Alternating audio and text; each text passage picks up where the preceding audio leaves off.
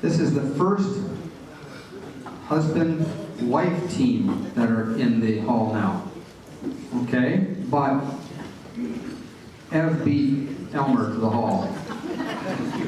Right, Ev? That's right. Ev got in 2 years ago, and finally here now, time for Elmer to get in. Elmer McFadden is a builder.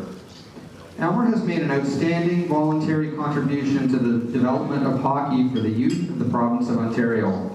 He initiated house leagues in areas where he worked and co-formed the Woodbridge Minor Hockey Association. Over the years, Elmer worked tirelessly as a convener to organize and oversee schedules, rules, referees, and tournaments. 16 years were spent as an executive member and 2 years as president of the OMHA. On occasions, Elmer acted as liaison, accompanying rep teams on their international tournament tours. In recognition of his contribution, Elmer was elected as a life member of the OMHA, the largest minor hockey association in the world. It's with great pride Elmer McFadden is being recognized to the Springwater Sports Heritage. Come up, Elmer. My name is Ann Berbers, and I'm pleased and privileged to introduce my father, Elmer McFadden. When you're a child, you don't pay attention to what your parents do. Dad was either at school or at hockey, and when he came home, the phone rang. And the phone rang. And there's boards on the wall with pins and pieces of paper with names of teams, because he was doing all the scheduling. Scheduling for all the different towns to play each other. And boy, you got in trouble if you moved those pins. You went to the arena a lot, and it was fun. Everybody went to the arena. You don't really, I do remember going to games with him. One was where you get tired, and so when he was on OMHA, and you have to present, there might be a final provincial game that night, somebody has to take the trophy. So we'd go and we'd take the trophy, and if you weren't allowed to cheer.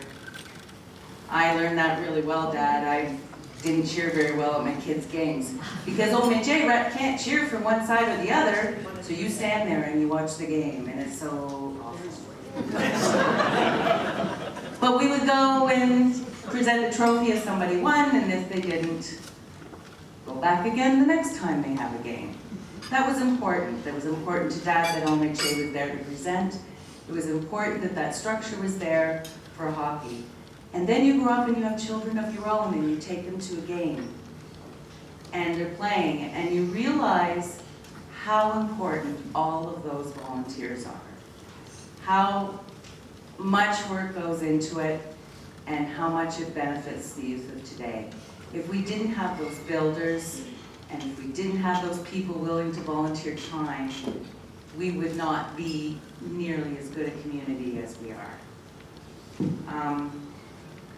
I remember Dad becoming president of the OMHA, and I remember him becoming a lifetime member, and I was very proud.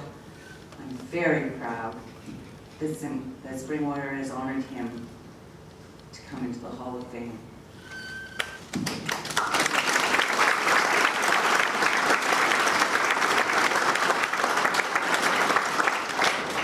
I had to make a decision down there whether I try and beat Lou and be shorter, or beat the other guy that was on so short. Ron Franken, he gave me a leeway, so he's given me about 20 minutes, I think. First of all, I want to thank the committee for this privilege of coming into this Hall of Fame. And I'm so tickled pink that you did it when I'm alive. In my days in the 70s and early 80s, we didn't have all the gadgets that exec members have today. We didn't have computers, we didn't have cell phones, and Twitter, and all this other technical junk. We had a telephone, we had person to person, and we had postal service. And that's how we had to do it. So I'm here partly because of 5 other people who made me look good. That's my wife, Evelyn, my 4 children, Ann, David, who's here tonight, Carol, who's here tonight, and Eric's in Canmore, but he's coming to the fair next weekend. They took messages. Back in my day, the exec member appointed referees, did schedules and so on. So it was very important that that book got filled up with accurate information, telephone numbers, and so on. I've also had the privilege, as Dan mentioned, of being overseas, 12 different teams, several countries. One particular time, we had a team from Graz come back, and I had them up to Elmville. Some of you may remember. Wally Greenlaw allowed us to take them to the maple syrup out in the bush.